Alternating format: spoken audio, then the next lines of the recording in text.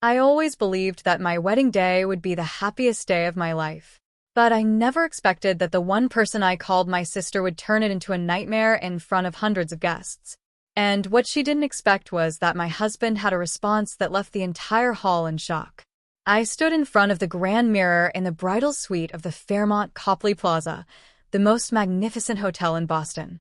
My white silk wedding gown hugged my body perfectly, its intricate lace details shimmering under the crystal chandelier like 1,000 shattered stars.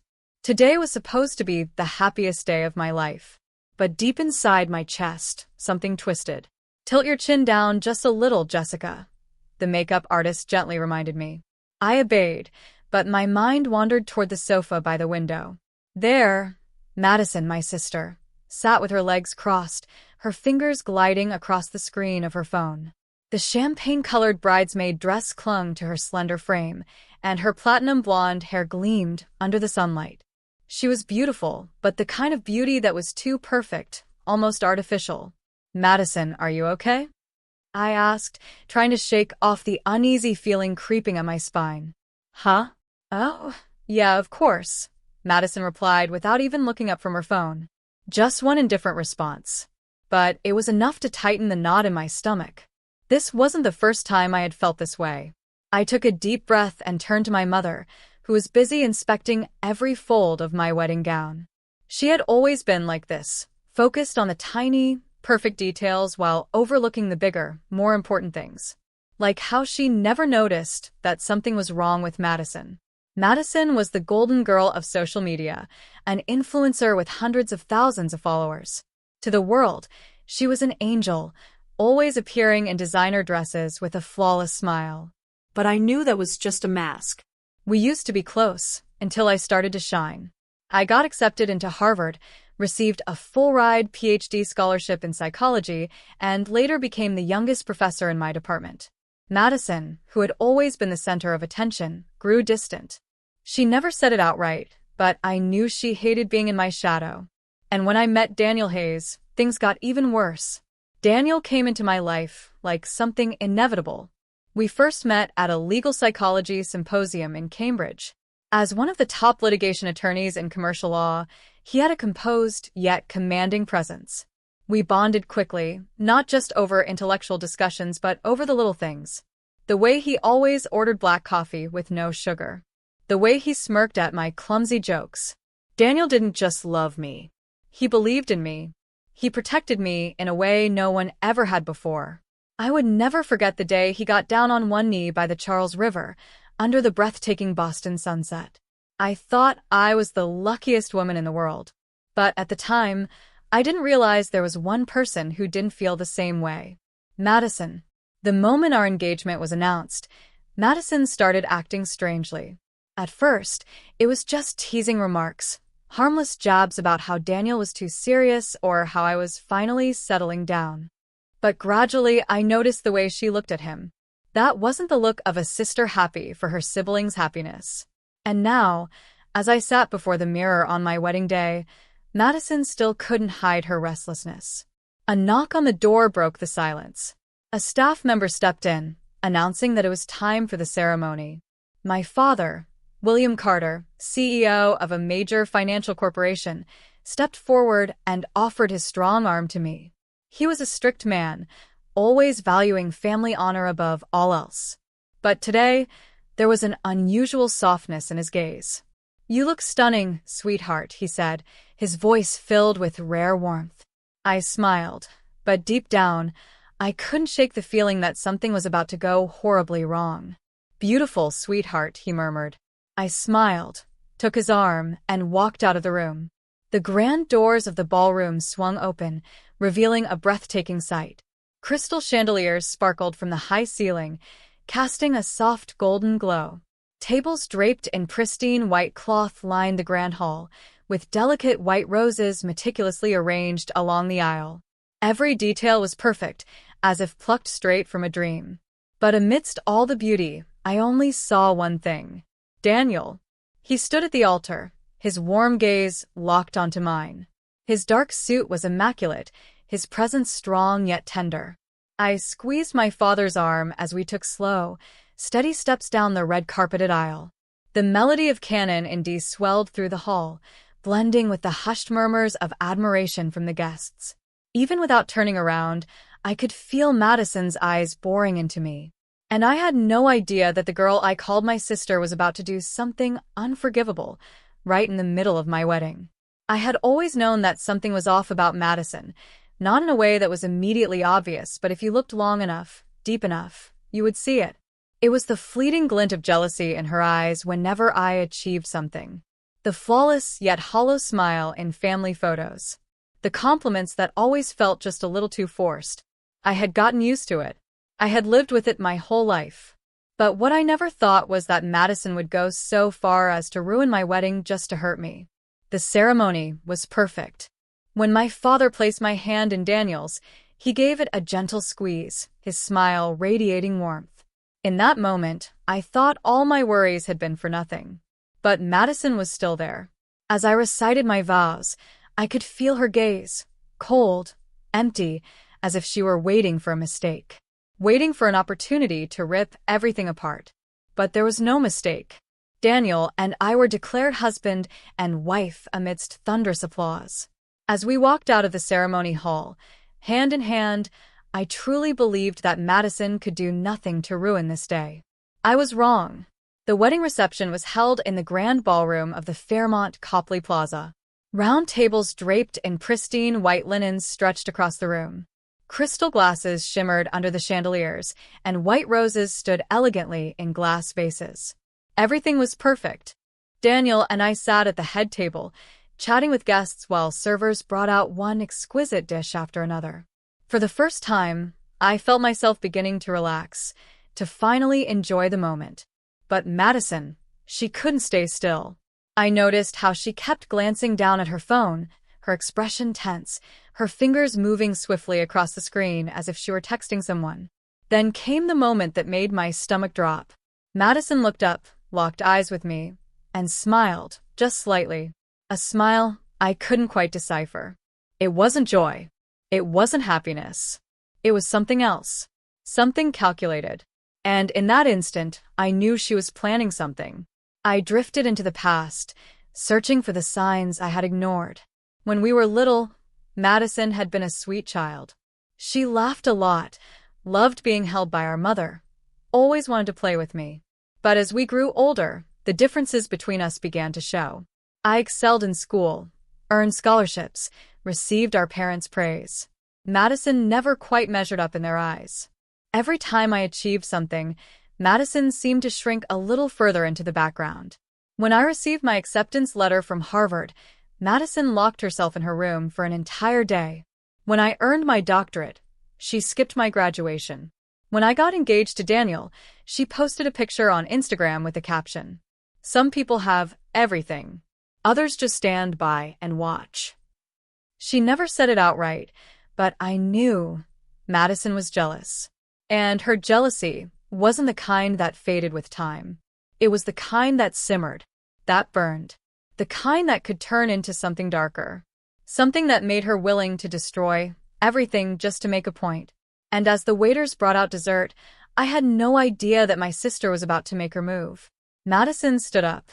At first, I didn't notice. I was laughing at something Daniel said when she casually picked up her champagne glass and walked toward the stage. A staff member rushed forward, but she was quick, grabbing the microphone before anyone could stop her. The room fell silent. Daniel placed his hand over mine, a silent warning. I held my breath. Madison was about to do something. I was sure of it. She smiled, a smile so artificial, I could almost taste the poison beneath it. "I'm sorry to interrupt the celebration," she said, her voice light but laced with something sinister. "But I think we've all forgotten something very important." A chill ran down my spine. What was she about to do? She was about to ruin my wedding in a way I never saw coming. Over 200 guests, business executives, professors, attorneys, the elite of Boston, turned their attention to Madison, the stunning bridesmaid standing on stage, microphone in hand. The chandeliers above reflected off her champagne glass, glimmering like a warning. I could feel it. Whatever was coming next, it wouldn't be good. My sister Jessica just had the perfect wedding, didn't she? Madison smiled again, a calculated smirk that sent shivers down my spine. A few weak claps followed. Some guests exchanged puzzled glances, sensing the sharp edge in her voice. Beside me, Daniel squeezed my hand under the table. I could feel the tension in his grip. But there's something you all don't know, Madison continued, dragging out her words intentionally, drawing suspense. My sister isn't as perfect as everyone thinks. In fact, she should be thanking me because, without me, she wouldn't even be here today. A murmur rippled through the crowd. My father furrowed his brow. My mother clutched her chest, as if bracing for an invisible blow. A tightness settled in my lungs. What was Madison trying to do? She continued, her voice carrying through the hall, growing bolder. When we were kids, I was always the one who helped Jessica get everything she wanted. She turned to look at me, her eyes gleaming with something almost triumphant. I was the one who gave up my toys for her when we were little. I was the one who stayed silent when our parents favored her. And now, even her happiness. She paused, taking a slow sip of champagne, savoring the moment before delivering the most devastating words of the night. Even her man. The air shattered. It felt as though the entire world tilted beneath me. Daniel's jaw clenched. His grip on my hand remained firm, unwavering, but I could feel the restrained fury rippling through every muscle in his body. The room erupted into hushed but frantic murmurs. What did she just say? Is Madison implying what I think she is? The whispers swirled around me, but my ears rang, drowning them out. My father shot up from his chair, his voice ice-cold. Madison, stop this. Right now. But Madison didn't stop. She turned to Daniel, her eyes glinting with a dangerous kind of triumph. Daniel, she purred, tilting her head, her voice dropping slightly, but still loud enough for the entire room to hear. Are you sure you chose the right woman? A few guests gasped. Because, she continued, taking another sip of champagne, if you ever want someone a little more exciting than Jessica, I'm right here. The room fell deathly silent. My mother gasped, her mouth falling open in shock. Some guests shook their heads in disbelief. Others covered their mouths, too stunned to speak. My hands felt like ice. Madison didn't just want to ruin my wedding. She wanted to humiliate me, completely, utterly, beyond repair. But what she didn't realize was that she had just made the biggest mistake of her life. Daniel slowly stood up. Not rushed, not furious, but with the kind of deliberate authority that made the entire room hold its breath. A heavy silence fell. He pulled out his phone, scrolling through the screen with an almost unsettling calmness. I knew that look. This wasn't the gentle man I loved. This was Daniel Hayes, one of the most ruthless litigators in America. The man who could dismantle entire corporations with a single courtroom appearance. And Madison had just put herself on trial in the worst case of her life. Daniel glanced at the hotel manager. Please lower the projector screen. The staff acted immediately. The large screen descended from the ceiling, glowing under the chandelier lights. A hush fell over the room, a silence so thick it felt suffocating. Madison froze. Her fingers tightened around her champagne glass. What are you doing? Her voice no longer carried the arrogance it did moments ago. Daniel looked up, his gaze piercing through her. His voice was calm, but sharp as a blade. I think everyone should see this. Then the screen lit up. Before over 200 guests, a series of text messages appeared. Envelope with arrow Madison. Daniel, do you really want to marry my sister? I think you deserve someone better. Envelope with arrow Madison. If you ever change your mind, I'll be here waiting. Envelope with arrow Madison. I swear, no one has to know. It can be our little secret. Envelope with arrow Daniel. This is inappropriate. Stop. Envelope with arrow Daniel. I love Jessica, and if you continue, you will face the consequences. The room exploded. Gasps. Whispers. Shocked murmurs rippling through the grand ballroom like an earthquake. My mother broke down into tears. My father's fists clenched so tightly his knuckles turned white. Guests covered their mouths, exchanging horrified glances. Madison tried to seduce her own sister's husband? God, this is disgraceful. The whispers grew into a wave of judgment. Undeniable, irreversible.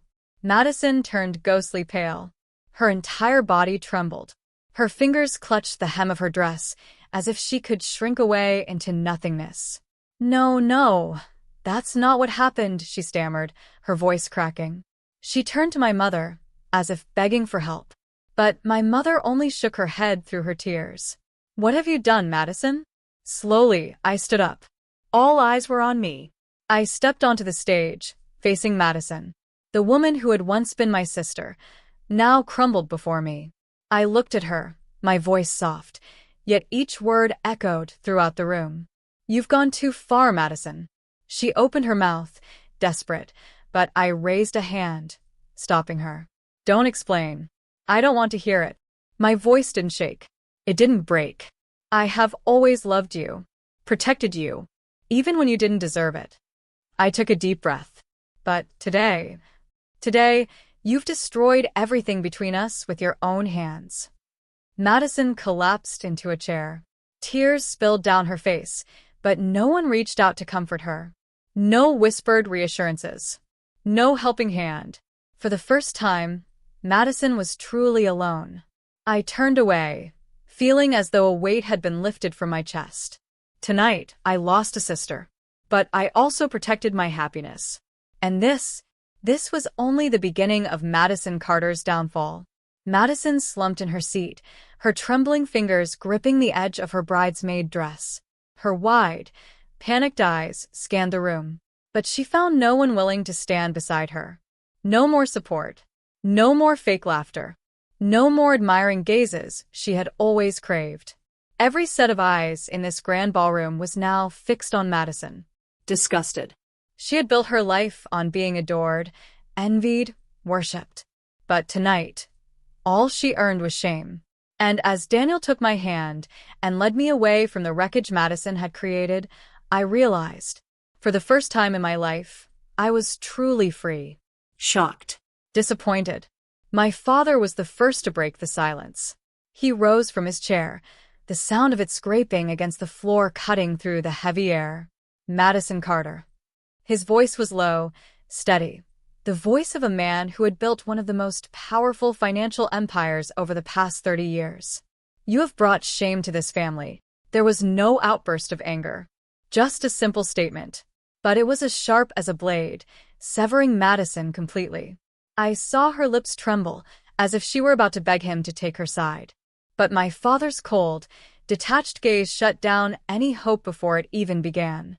I didn't mean to, Her voice cracked, breaking apart. But no one wanted to hear it. My mother wept. Not the loud, dramatic kind of crying, but the slow, pained, bitter kind. She covered her mouth, trying to stifle her sobs. I had never seen my mother like this before.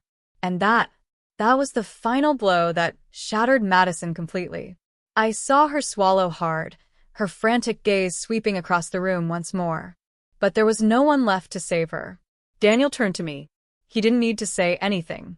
He simply placed his hand gently on my back, a silent sign of protection. He didn't need to speak anymore. The evidence had already spoken for him. Unexpectedly, one of the guests stood up. A well-respected investor in Boston's financial world. A longtime business partner of my father. He shook his head, his lips curling into a cold smirk. So, this is the real Madison Carter? The one people worship on social media? I saw Madison suddenly stop crying. She knew what this meant. Boston's elite did not tolerate mistakes. One impulsive action could destroy an entire reputation. She had just severed every connection she had spent years building. Daniel studied Madison for a long moment. Then finally he spoke. I once considered keeping this private for Jessica's sake. He glanced at me. But now, I see there's no reason to. I frowned. What was he talking about?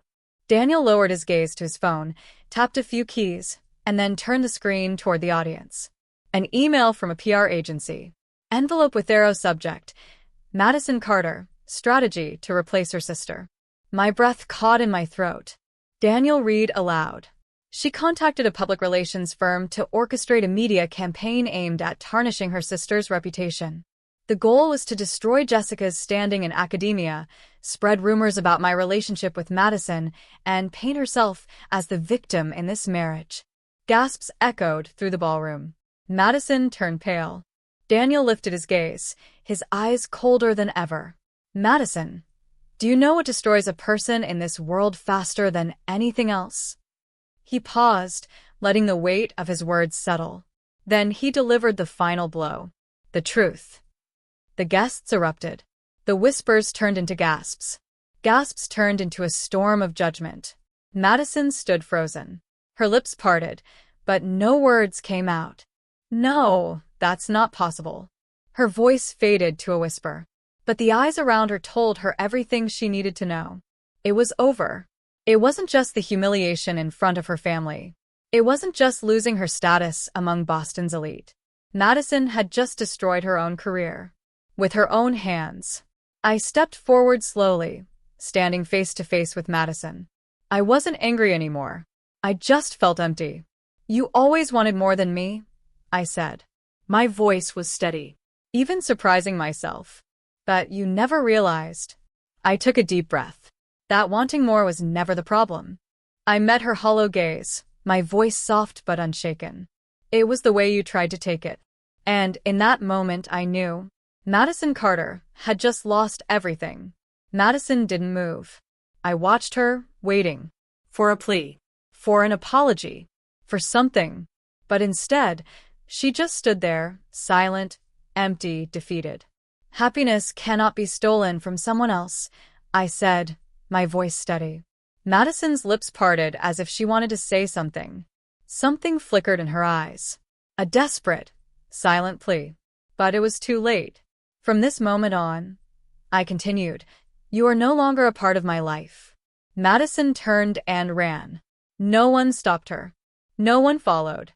She left the reception alone. And just like that, she walked out of my life. And I felt no regret.